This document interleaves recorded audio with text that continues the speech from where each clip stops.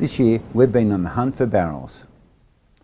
Nothing unusual about that for surfers, but when you're making a surf movie, the travelling is pretty different to a regular surf trip.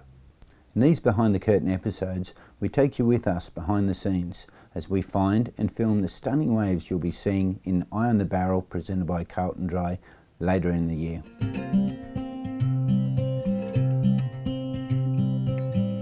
We kicked off filming with the Mentawais high on our hit list. The trip I planned for this iconic surf spot was to keep it real and relive the early days. We wanted a feel for what it was like when surfers first came here seeking breaks in this part of the world. It would be basic. We'd base ourselves on an island and hire a fishing boat to surf the waves. There would be cockroaches, mozzies, heat and humidity. As we prepped, I realised I'd have to take a generator.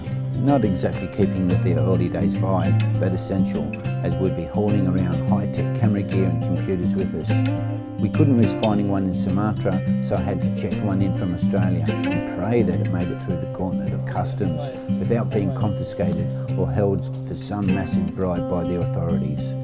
It wasn't just the generator I was worried about as we headed to the airport. We had over 100 grand of equipment jammed into 5 bags, wrapped in t-shirts and wetsuits.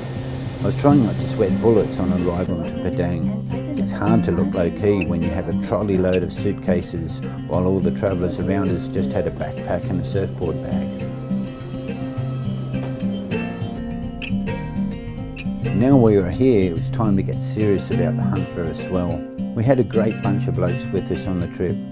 Central Coaster Peter Hayes, the Gold Coast Matt Shaw and Jarrett Hutton, and Carl Grigson from the southwest of Oz.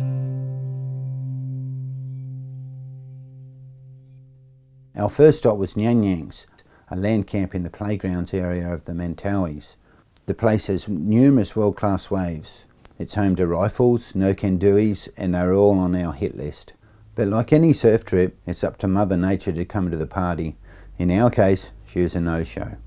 We were left to content ourselves with the waves that we could find at bank vaults and pit stops.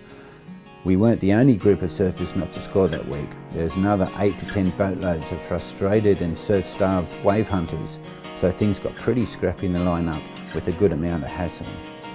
As frustrating as it was with little surf, there's more to Indo than just perfect waves, and we kept ourselves distracted.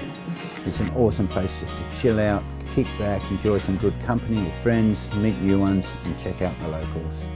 We packed up from our land camp, farewelled the chickens and the mosquitoes, and we're very happy to board our boat and set out on the fresh hunt for new waves. Our home for the next couple of weeks would be aboard the trusty Nyata. She was formerly a medical supply boat servicing the Mentawais after the tsunami, but had recently been refitted as a surf tour vessel by the Mentawai surf trip crew. We couldn't wait to get on the search and quench our thirst for some tubes. The swell maps weren't looking all that good, but we're making up for it with plenty of wishful thinking. No one wanted to utter the word skunked just yet. We cruised in the HT's pump to get some waves.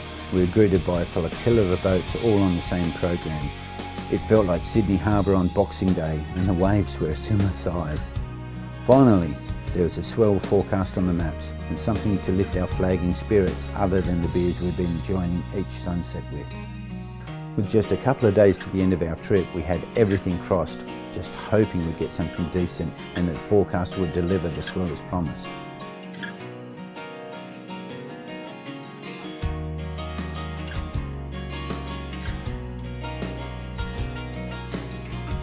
We couldn't believe the last 2 days. Perfect waves and we were totally free from crowds and hassle. Paradise was found, finally, and we scored the waves that we needed for Eye on the Barrel, presented by Carlton Dry.